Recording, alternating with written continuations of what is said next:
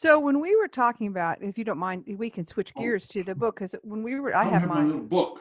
Ah, I'm not I prepared for have this, mine. guys. You're doing I good work. know. When we were talking about behavioral cognitive parsimony, I believe Hmm. is my heading on page 2. And we were talking specifically about personal operating parameter limits. So intentionality. You need to make sure, and we were talking about briefly, need to make sure all those are in the green, like what is going on personally for you so you're at your optimal level to respond to whatever. I think this conversation of mastering your own stories, mastering your own narrative, what's going is part of that. That's So right. being in control of my mind. But it's more like it's like it will operate parsimony. The verbal parsimony, and it's all the parsimony is shortcuts. So it looks like intuition, and you don't think about it. So cognitive parsimony is it I'm not thinking about a lot. I'm doing a lot and not thinking too much about it because I'm like, that will be like riding the wave, you know what I mean? Like mastering the act, and I'm living it and acting it, and I'm not thinking about it, but I'm just in the groove of the moment. You know what I mean? So then, yes, totally get where you're going. But will my outcome be impacted by my own state at that moment? So Yeah. if I'm hungry or angry or any of these other kind of personal things, or I have this weird narrative going in my head, if I'm in this particular situation, my shortcut, the outcome to my shortcut may look different than if I was in a better place. That's right. So it's like like if you're hungry and annoyed and the person is in your face, you're going to do something to blow the circuit so you can go get something to eat and rest. Hmm. And you're not even going to think about it. And, but on top of that, and then I can be making stories about why I was justified in acting the way I acted. So if I could look at it in another state and say that was bad behavior, or I wish I hadn't acted that way, or I wish I had responded differently, I might have been able to do that had I not been hungry or annoyed or angry. Right. And so what will happen is, I think it works like this: is when you're stressed, you're going to emotionally respond in a very rapid fashion that you're not thinking about. And then the justifications will come later when you're in a more relaxed That's right. state, in the shadow of the event. That's right. Right? When you're driving to parties or wherever you're going to go, that's not I have But no what is commercial interest there.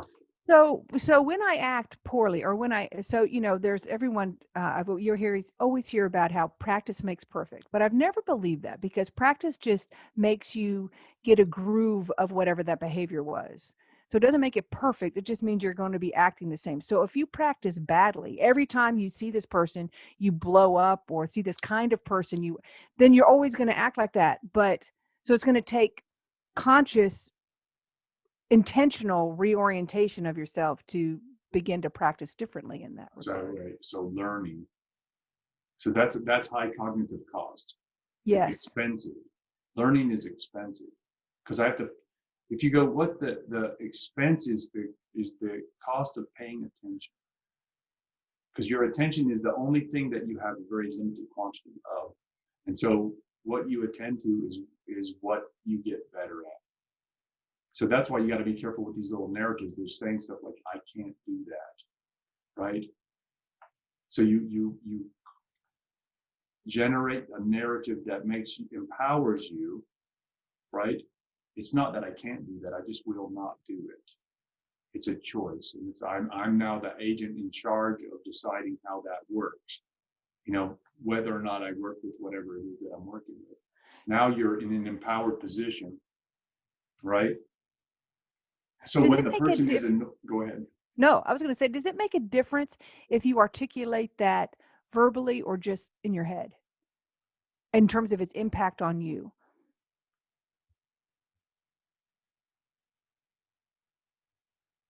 The first thought I have on that is that it shouldn't make a difference, but it's like it probably does make a difference when you actually verbalize the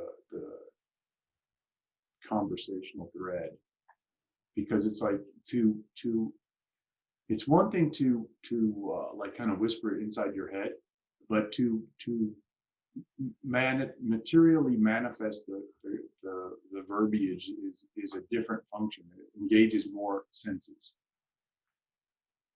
So I think that it would make a difference if you say it out loud. It's better. And I also think if you say it out loud in front of people. So now, you know, regard, even if it's the I can't or I won't, whichever way you do it, I think it matters if other people hear you making that act. It's something about, I said in front of people, I'm going to do this. So that's why they say, you know, when you're setting a goal, share it with a couple people, because it's accountability. Your brain gets involved with, well, now these people are going to be noticing. That's right. You're like putting yourself on notice. It's like, yes, that's social reassurance or social fortitude, right? And we talked about this also in this same area in terms of behavior. We talked about context, and we talked about it's different. The situation feels different if it's one-on-one versus it's one-on-many. So if you're facing a group, you're in a group setting, or just a one-on-one, you may be easier to act a particular way. I think I will call this social fortification.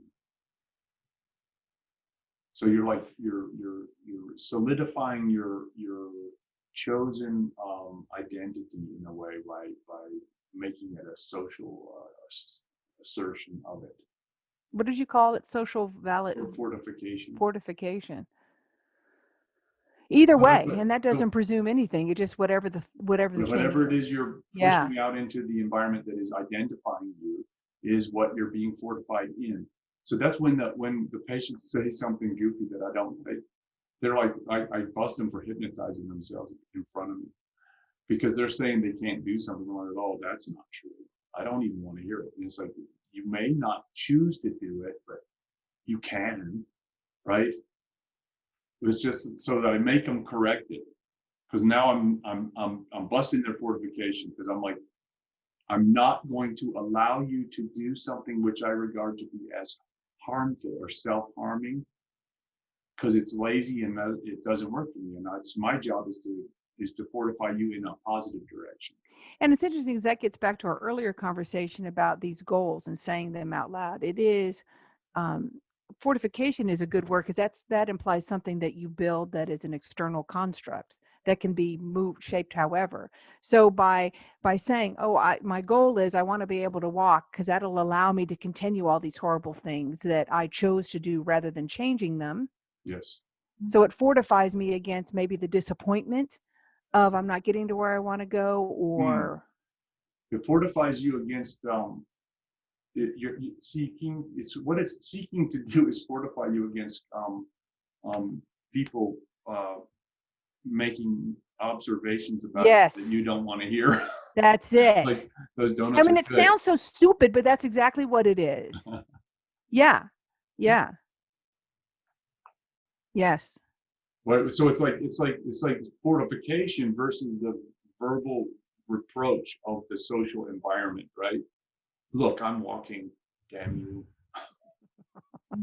Right.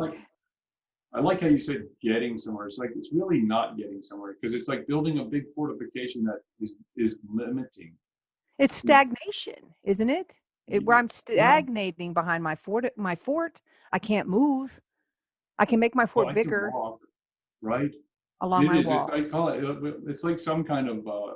It's like limbo. You know what I mean? Limbo. The game. Yeah. Go under the bowl. It's like the lower and lower bar. It's like, right? And it's like, okay, I don't know. It's like, what an interesting thing though it is. So that's verbal limbo. That person was playing verbal limbo and setting the bar lower and lower, and it's like it'll squeeze you down. It will make you fall to the ground. You will hit the ground eventually if you keep lowering the bar. And it's like, so we recognize that as a game that people can play. That's useful because it goes inside the book, because it's like, are you playing verbal limbo with yourself, right? But who is getting crushed down besides yourself, right? So now you have a name for that behavior, right? Which is all like, if I can just blink, see, I like that. It's very good.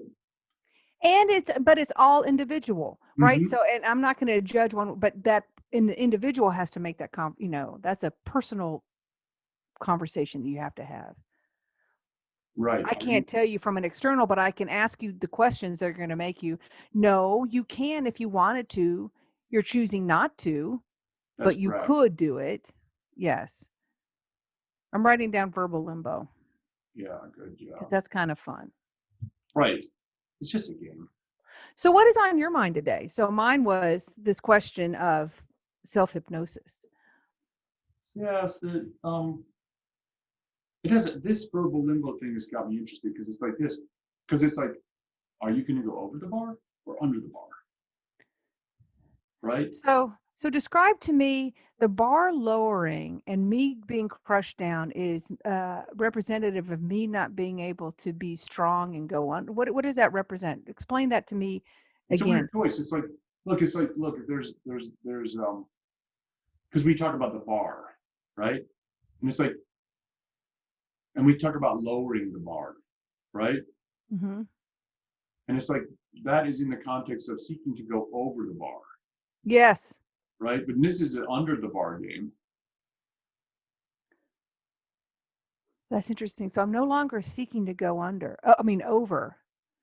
So I Change the keep game, lowering it, and now my game is just to stay safely under the bar. right? Right. Because after you lower it, I mean, really, when you're getting to walking and breathing, I'm like, you really can't lower the bar too much, and you don't have to go over it. It's okay, right? Right. That's a great metaphor. I love that because a sense of going over it is a sense of being stepping up, moving forward. I mean, there's all this great imagery that comes with that, as opposed to staying under. I just get smashed and smashed and smashed. How low am I willing to go? Right, Smash. right. I hope you enjoyed this episode of The Best Medicine Podcast with Bradley H. Werrell, D.O. Don't forget to hit like and subscribe below, either over there or over there.